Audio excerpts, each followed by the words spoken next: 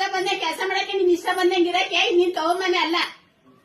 ನಿಮ್ ಇಷ್ಟ ಬಂದಂಗ ಅಧಿಕಾರ ಚಲಾಯಿಸಕ್ಕೆ ಇದು ನಿಮ್ ತವ್ರ ಮನೇನು ಏನಲ್ಲ. ಇಬ್ರು ಸೊಸೆದಿವೆ.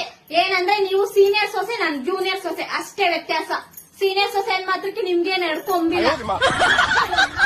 ಮದ್ವೆ ಬಸ್ನಲ್ಲಿ ಪಾಪ್ಕಾರ್ನ್ ತರ ಐತೆ.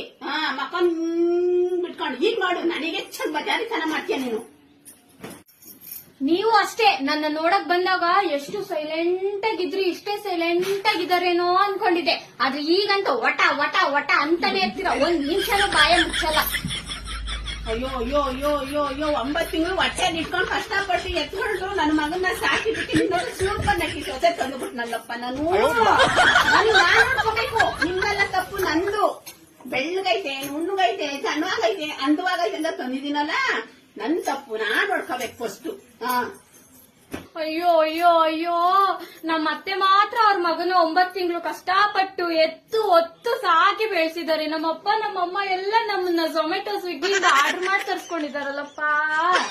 ನಮ್ಮಪ್ಪ ನಮ್ಮಮ್ಮನ ಕಷ್ಟಪಟ್ಟೆ ಎತ್ತಿರೋದು ಹೋಗ್ರಿ.